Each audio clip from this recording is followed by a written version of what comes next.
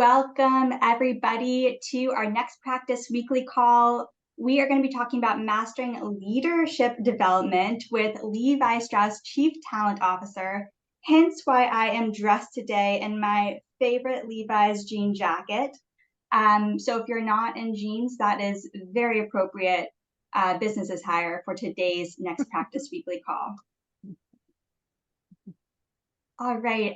Hopefully you all know this now. We are I4CP. We are the place where you can come to discover your next people practice.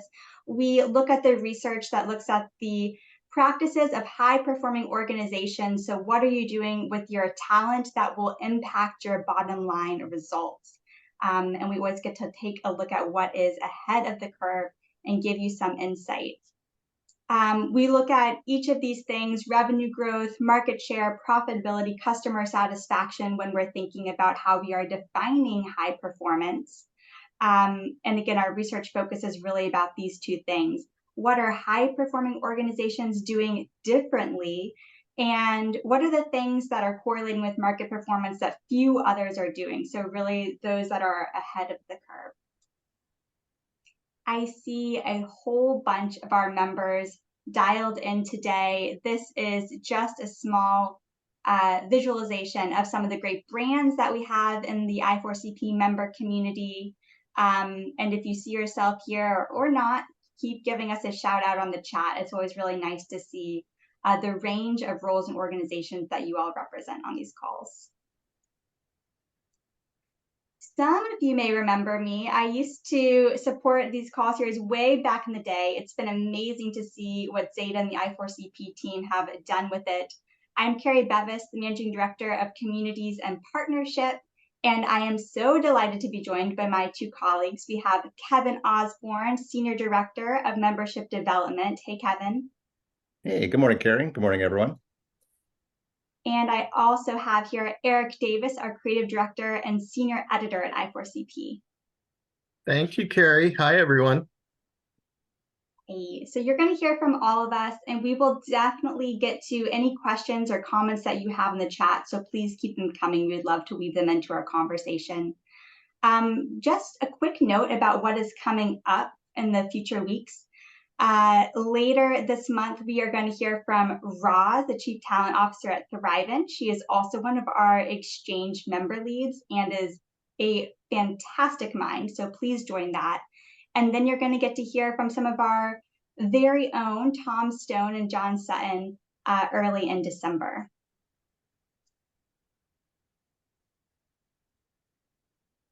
Yeah, with that, I would just wanted to take a quick minute to let people know about a survey that I4CP currently has in the field. This is our employer-supported upskilling program survey. And this looks at how organizations are supporting their employees, continuing education and upskilling efforts. This is a survey we're doing in partnership with Upskill America, which is an initiative of the Economic Opportunities Program at the Aspen Institute. And we're looking to understand how organizations design and support employee upskilling. It looks at things like tuition assistance practices, apprenticeships, work and learn programs, organizational internal education efforts. I think we've also got some questions in there on how employers are upskilling their workers on new generative AI applications so they can take advantage of that technology. So if you complete this survey by November 27th, you'll receive the exclusive early results. And I think we're going to pop a link into chat. So anyone who has time, please go over and take that survey and get your exclusive early access to the results. Thanks, Eric. I hear it's a pretty thorough one, so make sure you take the time to do it, but then you get even more thorough data back. Yeah, and you can stop at any time and go back to it, so yeah. Perfect, that's key. Well, let's get into why we are all here today. Welcome Karthik Varataraj, Vice President and Chief Talent Officer at Levi Strauss. And I know that you go back with Kevin Osborne as well. Yeah, we had, it's a pleasure to introduce you to our community, Karthik. We had the pleasure to meet when you were back at Nike in that interesting role around talent strategy and been tracking all the interesting work that you're doing at Levi as well, and would love for you to, maybe we can start with just share a little bit about your background. You've got an interesting background in terms of consulting to some big brands like Walmart and Nike, but share a little bit about your trajectory and how you found yourself in this role. Yeah, no, totally. First of all, thank you so much for inviting me to this forum, and it's so amazing to meet all of you and talk talent with all of you on a Thursday morning or afternoon, wherever you are.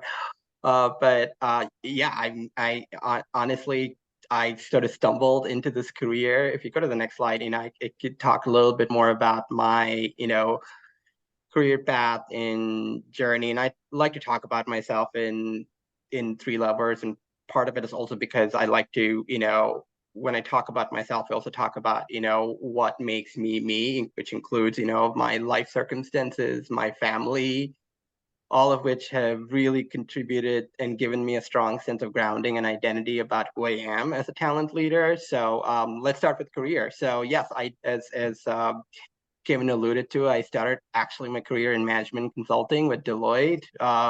Lived out of a suitcase for 8 years, primarily working for financial services clients. So 49th and Lexington in New York City Midtown was my home, and did a lot of work across a variety of areas: compliance, legal, operating model, org design, and loved it. But, it was also kind of wearing on me. And I realized at some point, that I didn't see myself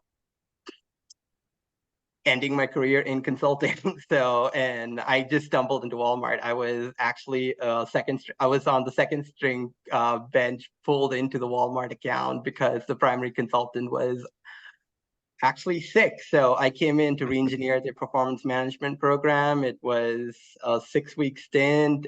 I ended up loving retail. I ended up loving Walmart. They were at a really interesting time in their transformation as they were pivoting from brick and mortar to omni. They had just acquired jet.com, and they're sort of really infusing digital and product capabilities, and that, more importantly, the mindset in a legacy organization. And I was so honored and, to be a part of that transformation and lead a lot of our, enterprise talent strategy, succession planning, as well as organizational design work to position Walmart as this modern omni retailer. And then at some point, I got a call from Nike, and I've always loved the company. This was right on the heels of the Colin Kaepernick campaign. I've always admired Nike for their product innovation, for their, purpose-driven mission, and their and a value centered around inclusion, diversity, and belonging. And I've never explored the Pacific Northwest. Never, my only reference to Portland was the show Portlandia, but I took a leap of faith, and I went and I moved to Portland with my husband, and Nike turned out to be really amazing. And what I really learned at Nike was all about, because it's a very brand and product led organization, it's all about storytelling. Like, you might have the best ideas grounded in data, grounded in fact, grounded in, decades of expertise, but how are you really weaving it into a compelling narrative that truly is sort of influencing, changing minds, but also making those changes stick? So really learned a lot there. But also, part of what I was informative for me at Nike was how we can truly thread D&I in a really systemic way throughout, the talent ecosystem. Because at Nike, we made the intentional decision from a structural standpoint to combine talent and culture and DEI into one organization under one leader. And that really supercharged our ability to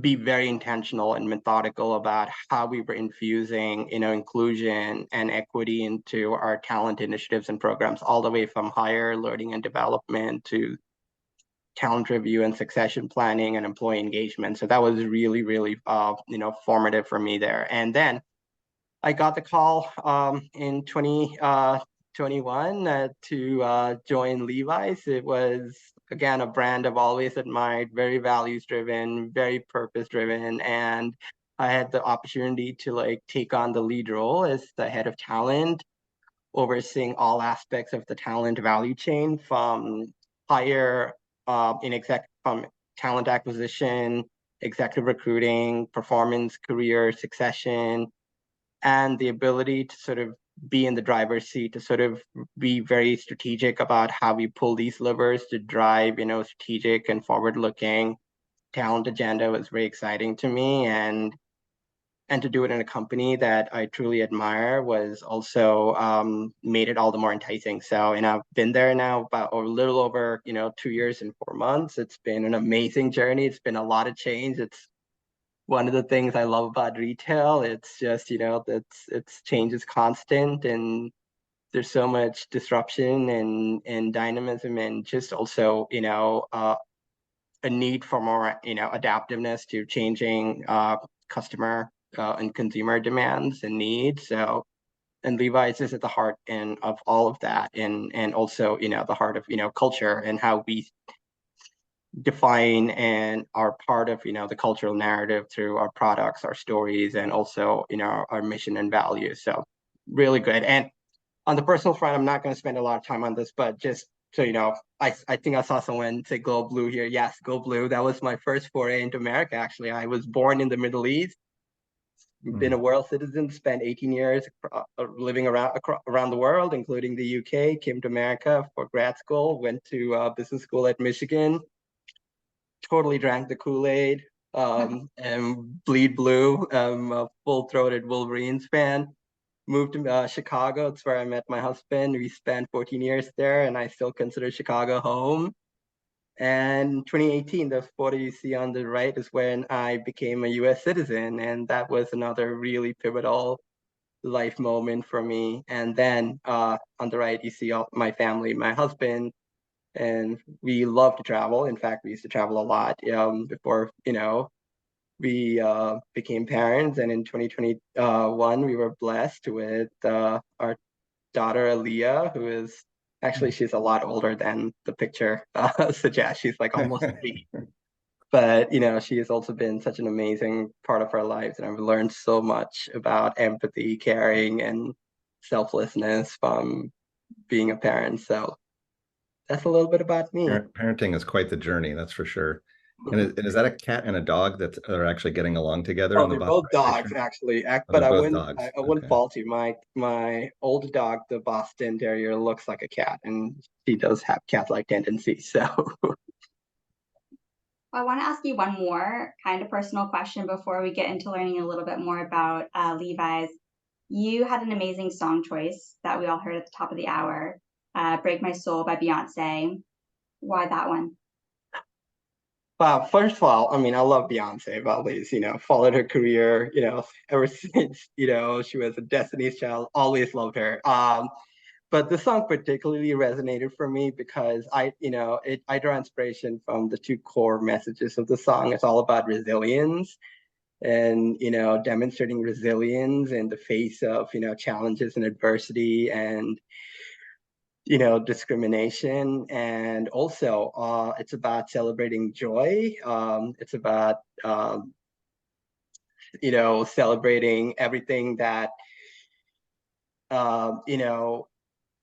it's about bringing your, and living a true authentic self. And it's a homage to, the Black queer culture and the ballroom culture. And I draw inspiration from that as a brown gay man, on this knowing. I don't know if any of you've seen Paris is Burning. It's a iconic documentary that traces the ballroom culture in Brooklyn, the Bronx. It's all about, resilience and truly showing your true self and living in it and leaning into it, even when the world tells you you don't belong. And that to me is incredibly powerful.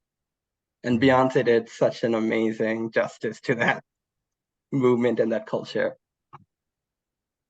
He sure did. That's It awesome. is very difficult to leave this slide, as I think a lot of the participants have noted. We really appreciate getting to hear a little bit more about you personally and your journey. So as hard as this is, I am going to ask if you can also share a little bit more about what we should know about the Levi Strauss & Co. brands and a little bit about the global operations, where they've gone and are going. Sure. And if you could put slides, I mean, or we can keep it conversational. I want this to be participatory, so I'm not blathering all the time. But you probably know Levi as a jeans company. We are a little bit more than that. Our origin story is in denim. We were making denim pants and jeans for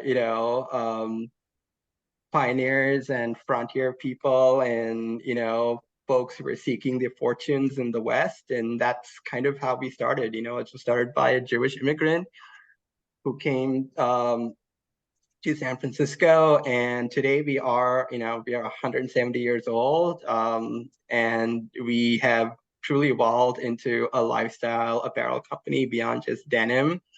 But that being said, I think a lot of what our heritage and the premise on which this brand was founded still holds true, and we take that fairly seriously, and we live those values as well. And as you can see, these are the four major brands within the Levi's umbrella. Obviously, we have the Levi's brand, which is the biggest and by far the most well-known brand within Ellis & Co. And then we also have Dockers, which is more of it started out as a khaki-based apparel line, but it's now evolving into this more modern workwear and California chic product. And then we have Denizen and Signature, which are unique brands that we sell through our customers Target and Walmart.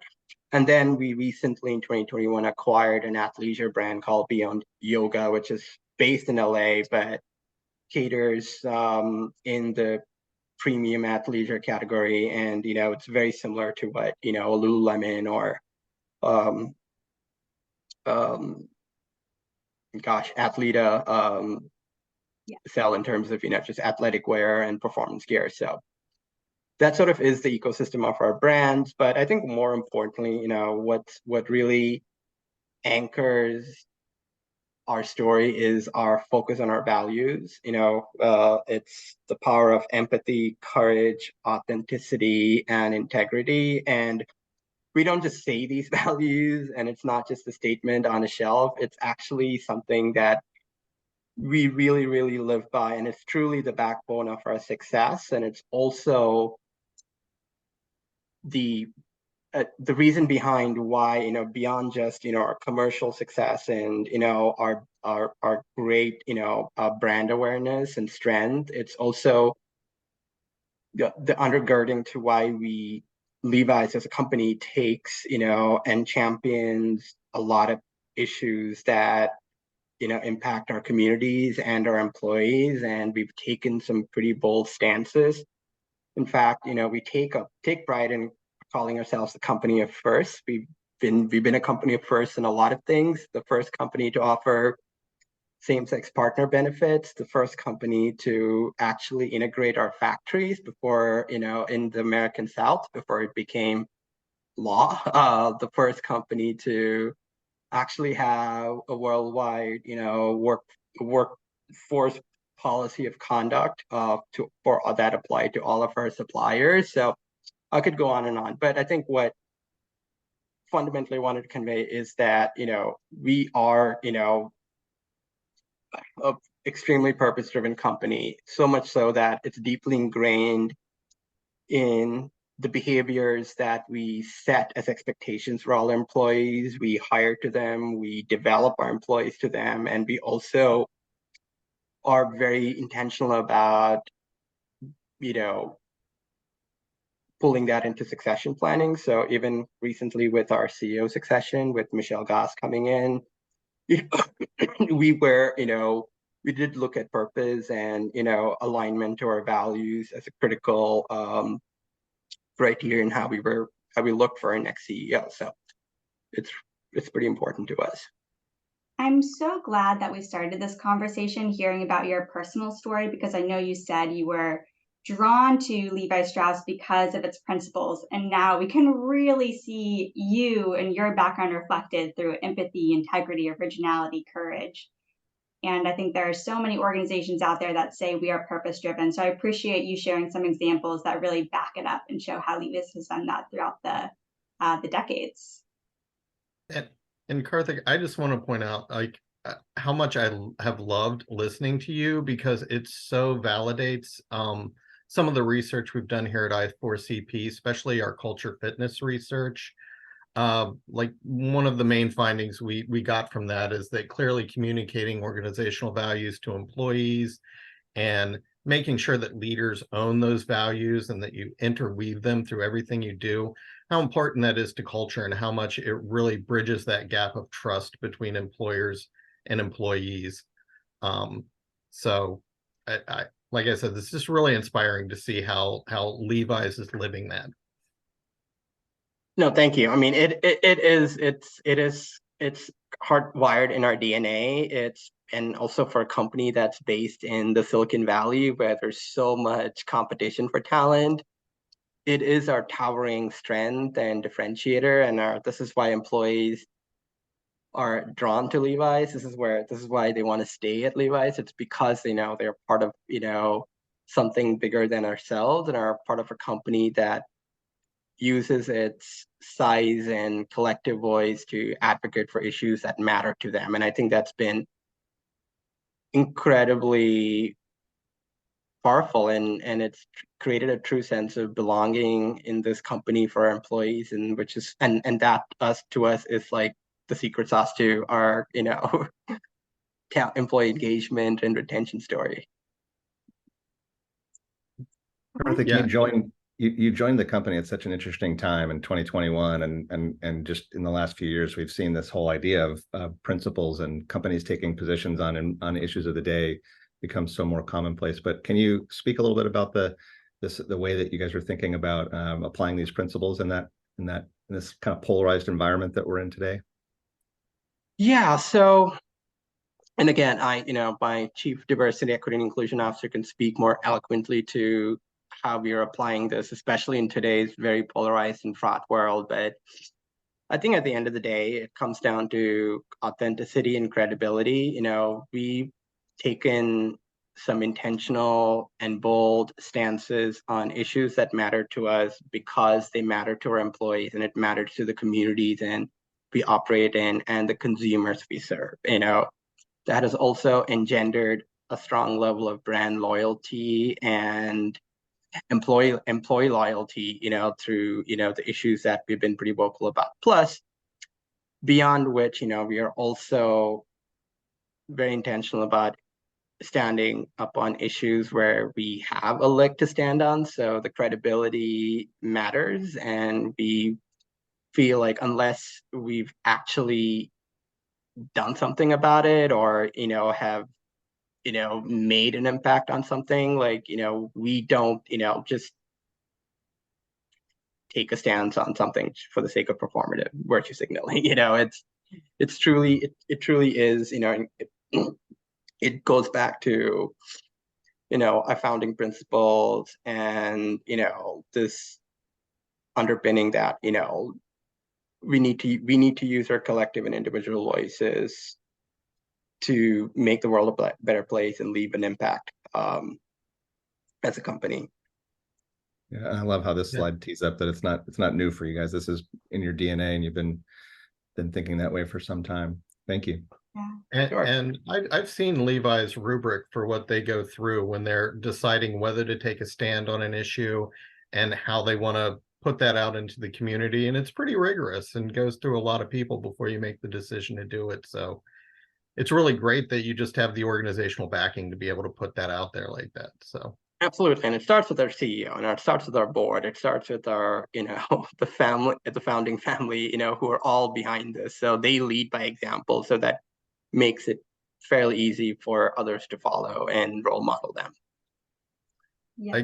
Again, dovetails perfectly with I4CP's research. This is a slide from our culture fitness study, where we see that leaders are linchpins for very healthy cultures, and they have leaders that lead by example, like you were saying, held accountable for employee outcomes, not just productivity outcomes for the organization, but how it impacts the employees and helps them to enable them to do their work.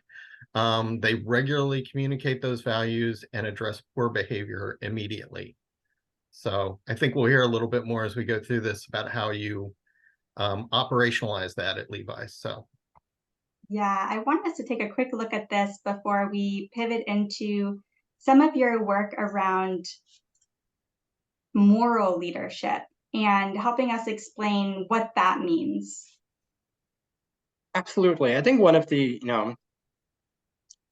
foundational steps to how we live our values is to ensuring that our leaders are role modeling and stewarding them, in the company. And as part of that, what we've articulated to all leaders in the organization, and when I say leaders, I mean leaders across levels. This includes, middle managers, senior managers, all the way to our executives in the C-suite, that we believe that to be a leader at Levi's, you have to stand in your values. You have to have a core sense of purpose, and you have to demonstrate moral leadership. And if you can go a few slides over, and we have a clear articulation of what moral leadership is. And again, this is not just work we've done by ourselves. In fact, we have a long-standing, robust partnership with the Howe Institute, led by Duff Cederman, and a lot of our principles around moral leadership are fairly aligned. It's about leading with moral authority. It's about truly rallying, inspiring, and driving change through others and towards a bigger purpose and mission that's bigger than themselves or their teams. And it's also about acting decisively with moral authority. That's on issues that can sometimes be fraught. Like our CEO always says, you always pick the easy right. Sorry, the hard right over the easy wrong. And that's kind of the lens, we expect all our leaders to take, not only when it comes to societal things, but also clearly when it also comes to things around culture, our people, around business, like how are we making decisions through this rubric? And I think that's something we, are deeply instilling through this program that we currently have called the Next Gen Leadership. And so far, around 140 of our leaders have gone through it, and we expect at least another 100 to 150 to go through that over the next couple of years. Yeah, thank you for sharing about the Howe Institute. I see some of our participants also getting excited to learn more about this organization.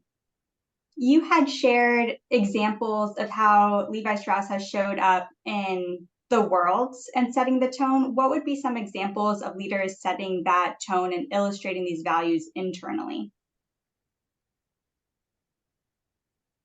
In terms of just how are they living these values internally?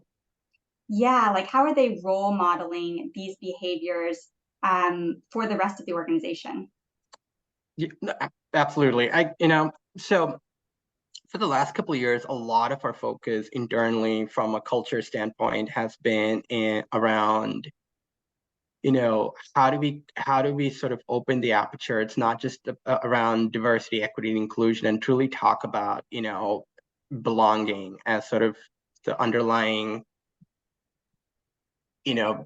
objective behind, our work. And as part of that, we actually been intentional about grounding our leaders in what we call driving psychological safety. I know it's not a new concept. Dr. Amy Edmondson came up with it. It's a hugely powerful body of research that we've actually incorporated in how how our leaders are driving inclusion and belonging. And we talk about this in a few facets. We would talk about 4 levers of how leaders can create psychological safety. One is about inclusion, like how are you satisfying this basic human need to connect and belong, and how are you sort of bringing the different aspects of the individual's identity and truly creating an environment and a team where people can be their best selves. the other aspect we talk about is learner safety. It's about satisfying the need to learn and grow. Like, how do you feel safe to to exchange in the learning process? Are you asking questions, receiving feedback? Do you feel safe to experiment and fail and learn from that? And then we also talk about contributor safety, like if to truly drive a culture of innovation, like how are we creating an environment where leaders can, foster a culture where folks can feel safe to like bring, their skills, their unique, thought processes to like drive a meaningful contribution and dialogue. And then finally, we also talk about challenger safety, because it's something that, again, especially legacy organizations, we run the risk of status quo bias, and we constantly, reinforce this with our leaders who then foster this on their teams. Is how can you create an environment where folks feel safe to like speak up and challenge the status quo, have the hard dialogues and all of that. And again, all of this, then there is sort of like this awareness, baseline awareness, educational component that, we use to like seed it into our culture and daily ways of working. But then how are we driving accountability? And that is through our performance management process.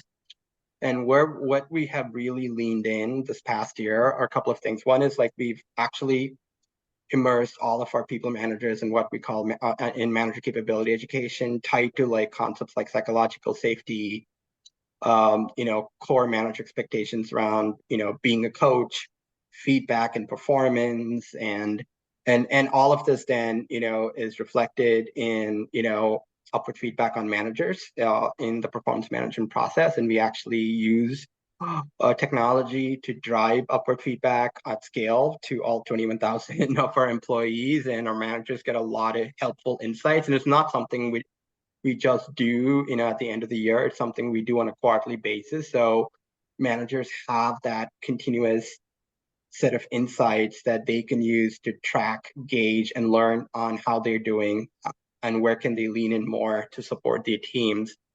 And the second piece I would say that we're really leaning in on is just driving more equity in the performance management process. And this is done through, we use a lot of analytics upstream to understand how performance management is experienced by different population groups, who gets feedback, who doesn't, who has quality conversations, who doesn't, our ratings distribution happening, are the rating curves in it done in a fairly equitable way? Are there like variances or divergences we should be like addressing? So we do a lot of like analytics around that, but more importantly, we also are intentional about like seeding it at different aspects of the performance management cycle, through quarterly check-ins, through mid-years, through and other moments, to reinforce this notion that managers need to be leaning into this as they have performance conversations and do performance reviews of their team. Love the intentionality of all of that. And we should remind everybody, feel free to bring questions into the chat or come off mute if you have questions. But I have a question for you, Karthik. This idea of moral-based leadership, it sounds like it's a lot less about sort of amoral versus moral, and more about the principles and the values and everything that the programs are based on. I'm just curious if it also seems like an area where there's a lot of ambiguity, natural ambiguity if you're dealing with values and principles. And is that intentional in terms of the design of the leadership development experiences that you're having people go through, is kind of experience some of the ambiguity that they're going to run up against in this world that we're living in?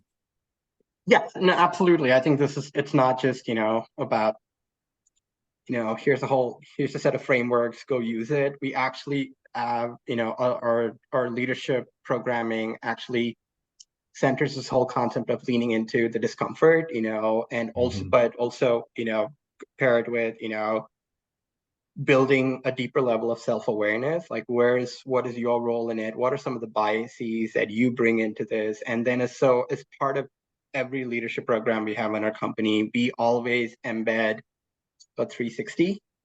So people have, a baseline on where they stand. And we also pair that with the coach to help guide them through how they should be thinking about, some of these biases, some of these blockers, some of these other challenges that they may have, as to truly, unlock, the mindsets shifts and behaviors that they need to be demonstrating to, like, be moral leaders. And it's something we've actually been able to successfully do at scale, and we use a very segmented model. Executives get a level of white glove service, but we've also taken that and scaled it to middle managers through partnerships with other vendors, and figuring out more cost economical ways to, like, do this. But we've actually taken those principles and have been fairly consistent in applying it across levels. Oh, that's awesome. Yeah, it sounds like that kind of vertical development approach and allowing leaders to expand their capability. That's great. What I'm loving about this conversation is we kind of started with, here's our values, here's how we are demonstrating them outside of the company, here's how our leaders are modeling it, and then here's how we're cascading that through every level of the organization, embedding that into the systems. And now I want to talk a little about how you're also hiring for those principles. And I wanted to remind everyone about the point you made at the top of the call that you and I are both in the Bay, very competitive for talent out here. Levi Strauss, kind of a retail brand, you have a lot of tech that you're going up against. So what is it that you think helps you stand out when trying to hire top talent here too? It's a great question. Yeah, and I'm not, I'm not going to also sugarcoat it. It is still tough to hire in the Bay, in spite of, our compelling employer value proposition. Actually, we did, the first one we did was in 2018. And it still stands, true today. It's all about, the three pillars actually. One is, inclusive. It never goes out of style. We are inclusiveness is a core piece of what, and how we operate as a company. And that's, a big draw for especially millennials and Gen Z talent. The other thing we talk about extensively is being original. It's about authenticity, bringing a true self, bringing innovative ideas. We actually call ourselves, the Silicon Valley's first startup, because we actually, still have and incorporate some of, our founders' entrepreneurial mindset and how we operate. And we truly want people to be originals and come as originals to this company. And the third one we talk about is, I think it's the whole impact you can have on the community and on causes that matter to you through the collective voice of Ellis & Co. And that's also been a huge draw for talent who, and especially, for digital and tech talent, and a lot of times when I speak to these candidates, what truly draws them to Levi's is the culture, the values, plus also, the ability to be bigger than a cog in a wheel, to actually be a part of not just, what we do externally and internally in terms of culture and values, but also, be a part of an ecosystem where, the work that you're doing has a certain impact because of, they can touch and feel the product. So that is a big part of also what they like to do. And, I just saw this question on cultural ambassadors. So yes, it's something we're piloting, we have identified folks through both our ERGs as well as, in our change networks, folks who have a keen interest in sort of being, brand amplifiers for the company. And we've been very intentional in how we've deployed them. So we've sort of bring them upstream into the candidate experience process when we're hiring for critical talent. We also have them, their voice reflected in our career website. And when we also host, like, career panels with certain key talent pools like technology, design, merchandising, and we also bring cultural ambassadors to really talk about what it's like to work at Levi's. And also, given that it's in their authentic voice, it makes it all the more real and meaningful. And we've also seen that, that has a bigger impact in how we tell our story to the marketplace. So, Karthik, we had one other question in chat. This is from Kelly Cantrell, and she is asking if you could talk more about updating Glassdoor in Indeed, and how do you monitor what employees are saying, and what kind of updates do you make? Sure. So I'll be candid. We still have no opportunity in Glassdoor. We haven't touched our Glassdoor page in 6 months. It's on our priorities as going into 2024. We are refreshing our EVP. So as part of that, we will put a new skin on Glassdoor. But we do have monthly reviews on our Glassdoor analytics.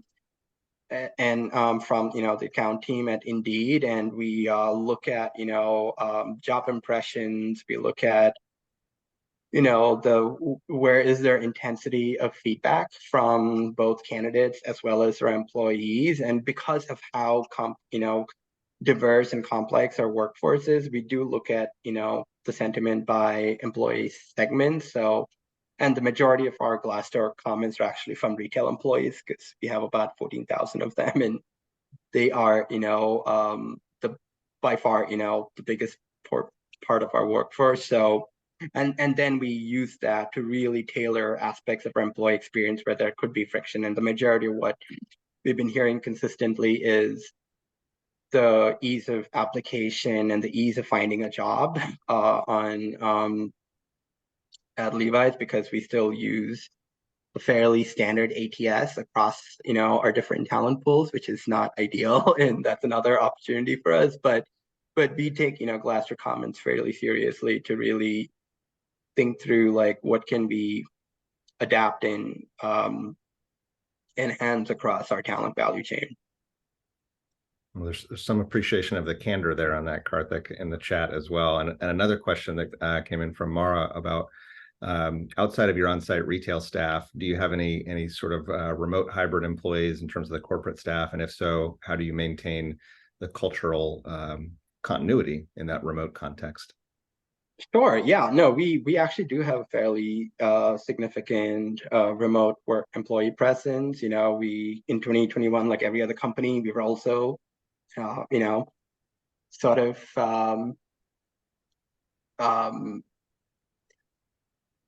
working through like the right model for us, and we're still working through it. We're still learning and building on that. But we did roll out a framework called Seamless. And what that and the foundational sort of tenets to that are, one, flexibility. We will lean into the spirit of flexibility, because we know life happens, and we know the way work happens is different in different teams and functions.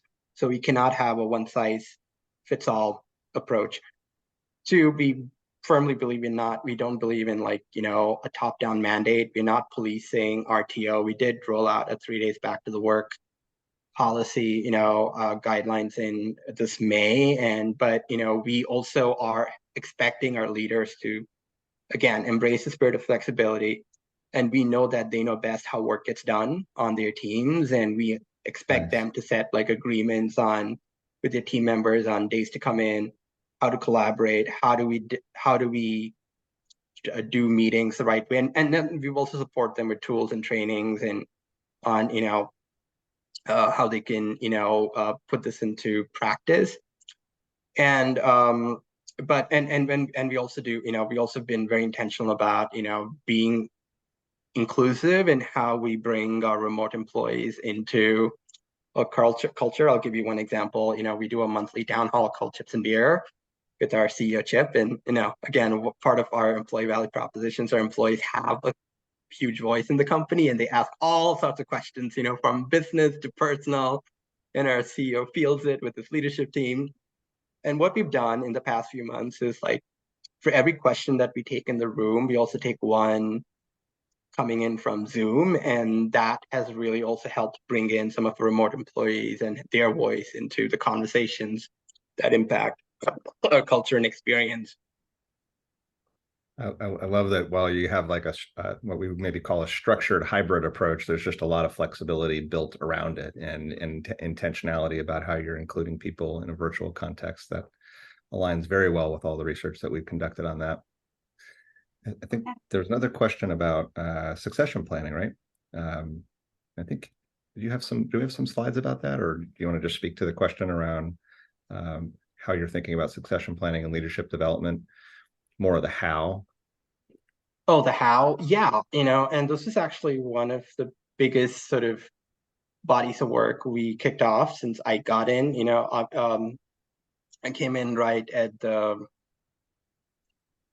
start of our CEO succession work, and that was a 12-month effort that ultimately led to the hiring of Michelle Goss, who is currently president but will take over as CEO shortly. But then what we realized was we needed to like really build a pipeline that's much, much deeper in the organization. So what we took was a multi-generational approach, starting with, identifying the most critical roles in the organization that drive the disproportionate value, impact, and are also like sort of, culture carriers. And through that, we identified 40 roles at different levels in the organization, which also serve as feeders into the biggest jobs and ultimately the C-suite. And then what we looked at was what are our succession plans look like? We built up the succession plans for those roles from scratch, which helped us really have an informed view on where do we have gaps, which then sort of drove, decisions on do we have the room and an opportunity to like really scale up these people and develop them internally to groom them for readiness, or do we go outside to build our talent? And we did all of this leveraging assessments. We use a company called Archer, and we work closely with them in building these assessments at different levels of the organization, and we kind of really use that to inform some of our conversations and decisions around successment.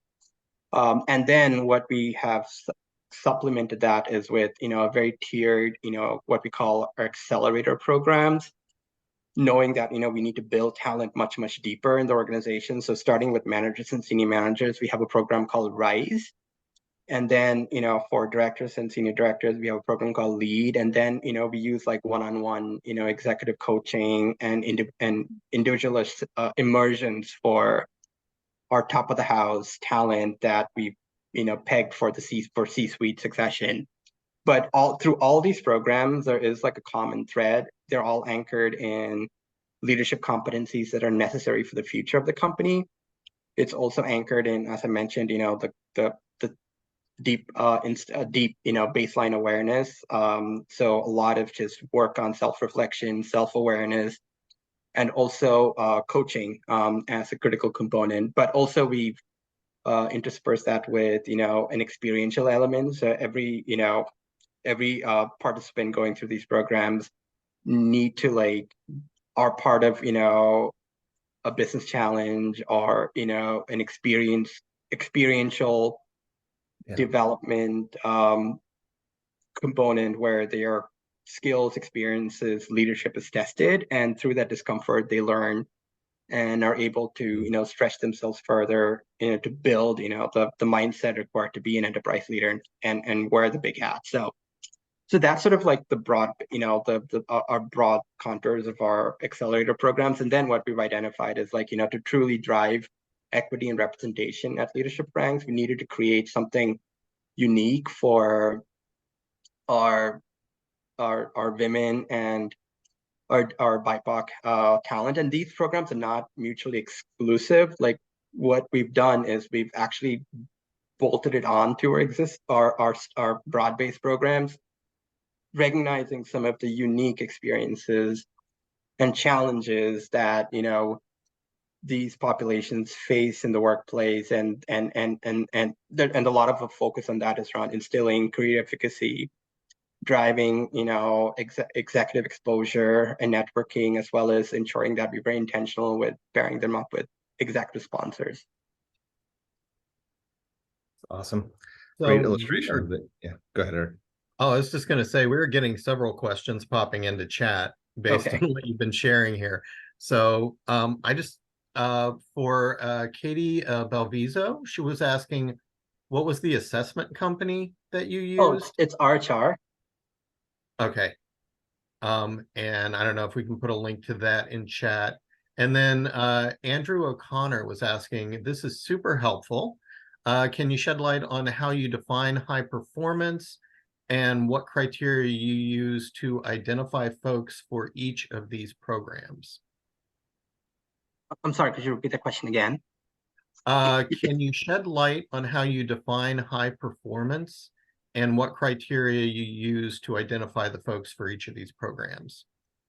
No, absolutely. So for our managers and senior managers, we basically look at performance track record, as well as you know, um, use, some sort of light assessment to basically gauge for scalability. And that's one of the things that we are slowly pivoting towards. It's like moving away from this talk about potential because it's such a loaded term. Like everybody has potential, it's like, it feels very exclusionary in its framing.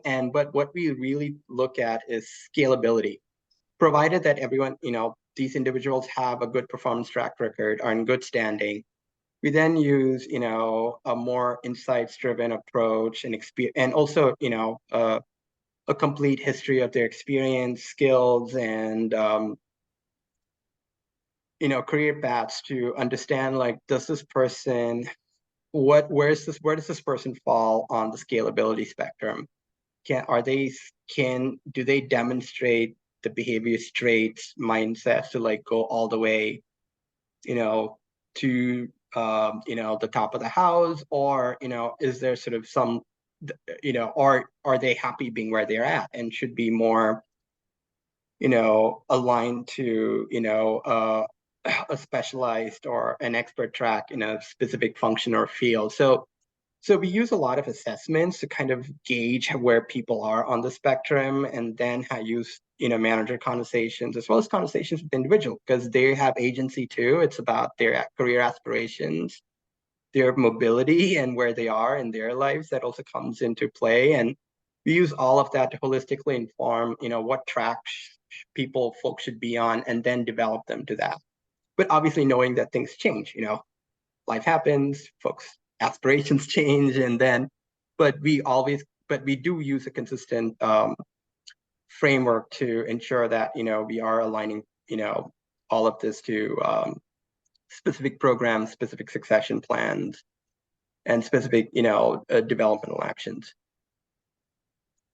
Another question I wanted to make sure we got. Oh, thank you for that, by the way. That was really good. I love hearing about that and just knowing there's transparency, and when you're looking at your performance management, how that helps to create those safe spaces too, where people can feel like they're going to be part of the process. So Laura Dullen asked, I was intrigued to read that Levi launched a machine learning boot camp to upskill the entire workforce, including frontline staff, on how to apply AI thinking to everyday tasks. Would love to hear more about how that went and what value was realized. And I would love to hear more about that too. So Awesome. No, this actually, I cannot take credit for that. It was started before my time. It was started actually by a leader in our AI practice, and it was a pretty significant investment by Levi's to truly instill, AI and machine learning capabilities in our larger workforce. And the objective behind that was not only to reskill, big chunk of our employees into becoming data scientists. A small percentage did eventually go into the data science stream, but also really create a community of practitioners who can take some of these capabilities and skills and apply them to their respective functions, to finance, to HR, to, real estate. And that's been fairly successful.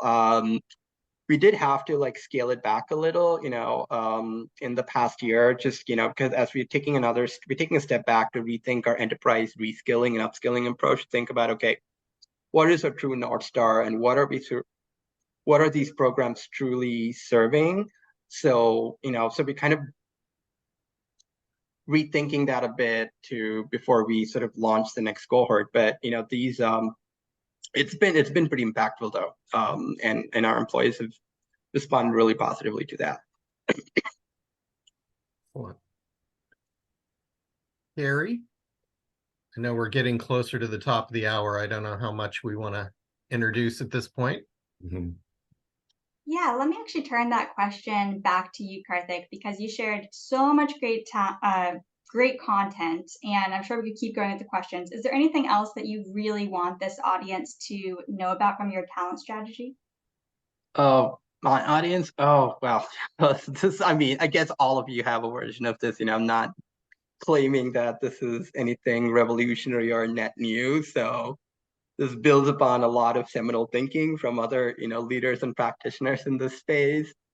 So would love to learn, from you what you've used in your companies that have worked and have driven impact. But the only other thing I would say is also just, sometimes through all of this work, we tend to forget the managers, and that's been something that we've been really intentional about, is really focusing on that frozen middle. Like, how are we empowering our people managers to truly be the stewards of change and culture? And that's a big piece of, our talent strategy today. It's all about enablement of managers, providing insights to support our managers and making their jobs easier, and how they can support their teams and level up performance. Yeah, you shared this model with us. I mean, I just, again, love that we've touched pretty much every aspect of your talent population. So you can see how they pull on the assessments, the similar development frameworks, the performance management you talked about earlier. What does it really mean to be a coach versus a manager? It's a great question. So the way we define a coach is, someone who, it's not just about evaluating someone, it's about how can you get behind that person's, you know, strengths, development areas to truly sort of enable them to live their full live their full potential. And it's a model that we've taken. I think there's a lot of sport analogies, but coming from Nike, and I had the chance to like sit down with gosh, I forget his name. I'm having a brain freeze, but the coach of the 96 Bears, Bulls, when they won the championship, and Phil Jackson. Yes, Phil Jackson. So we talked extensively about, what does it take to be a good coach, a good player, and a good team. And a lot of things from, that and from sports and athletics that we can truly apply to this. It's not about just evaluating and being punitive. It's about how are you truly empowering and leveraging individuals' key strengths to get them to live their full potential, and then bringing all of that together in the right combination to develop a great team. So it's an art and a science, and that's what we are teaching our managers today. Well, thank you so much. We squeezed one more insight in at the top of the hour. Huge amount of appreciation for you from the three of us here, the I4CP team, and of course, all of the participants. And thank you so much for taking so many questions towards the end there. Yeah, Of course. thank you so much, Karthik. For those of you who are also hoping to get some learning credit hours, here are the codes. We'll make sure you get those if you want to follow up. I just want to remind you all that we have the I4CP Next Practices Now conference in late March. It is the thing I look forward to all year round. It is super fun. And there's going to be so many other great minds like Karthik there to speak and to get to network with. So I hope that you will join us. And huge thank you to Kevin and Eric. Really appreciated this conversation. And I hope that you all have some awesome, maybe holiday travel coming up. Yeah, likewise. Thanks, everybody. Thanks, Karthik. Have a great day. Thank you, everyone. Thanks, everyone.